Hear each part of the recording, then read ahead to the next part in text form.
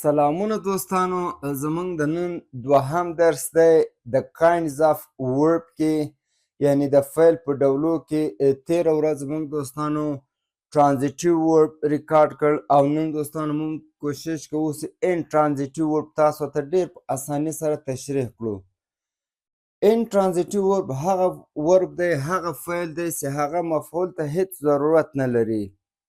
لکه he sleeps، هغه ویده کېږي، نو په دې کې هیڅ مفعول ته ضرورت نشته.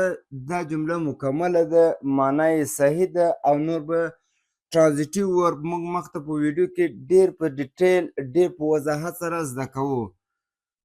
نو که چیرې تاسې داسې وي چې زموږ چینل کې نوي یاست، چینل د سره لایک او سبسکرایب شیر کړئ. ویډیو مه سکیپ کوئ، ویډیو تر آخره وګورئ. انشاءالله تاسو به په انټرانزیټیو ورب باندې ډېر په اسانۍ سره پوه شئ. نو ویډیو تر آخره وګورئ دوستانو. intransitive verb، intransitive verbs دا بې مفعوله فعل ده، بې مفعوله فعلونه دي. که چا دوستانو زمونږ تېره ویډیو نه وي کتلې، اوله هغه وګورئ چې تاسې په مفعول باندې پوه شئ چې مفعول څه مطلب. نو اوس موږ د دې ډیفینیشن یعنی تعریف زده کوو. هر څه موږ له تعریفه څخه پیژنو. د دې تعریف یا ډیفینیشن دی: intransitive verb is a verb that does not need a direct object to complete its meaning.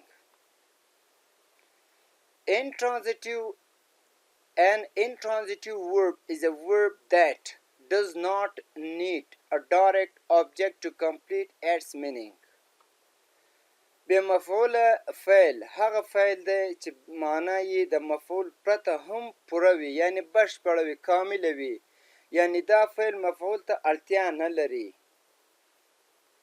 بې مفعوله فعل هغه فعل دی چې معنی یې د مفعول پرته هم پوره وي، یعنی دا فعل مفعول ته اړتیا نه لري. لکه د دې سټرکچر یا جوړښت هم داسې دی دوستانو. دلته دوه شیان دي، یو سبجیکټ، دوهم یعنی جمع سره ور فعل. سبجیکټ یعنی فاعل، کارکوونکی، فعل یعنی عمل، یو کار. لکه دا دوستانو له موږ سره سټرکچر یعنی جوړښت دی. مثال همداسې دی: he sleeps، he له موږ سره فاعل دی، یو کارکوونکی دی، خوب کوي. he sleeps، هغه ویده کېږي. په همدې جمله کې دوستانو هی له موږ سره فاعل ده، سلیپ ورب ده. په دې کې انټرانزیټیو ورب دوستانو له موږ سره سلیپس ده، یعنی هغه ویده کېږي. دا جمله مکمله ده، هیڅ مفعول ته ضرورت نه لري. دا دوستانو نور مثالونه دي له موږ سره: هی سلیپس، هغه ویده کېږي. دا بیبي کرایډ، ماشوم ژاړي. دلته هم دوستانو هیڅ مفعول ته ضرورت نشته، ماشوم ژاړي، خبره خلاصه. they arrived، هغوی راورسېدل. they arrived، له دې بعد مفعول هیڅ ضرورت نشته، جمله مکمله ده، یعنی دوی راورسېدل. they arrived. we run every morning، we run every morning، موږ هر سهار منډې وهو.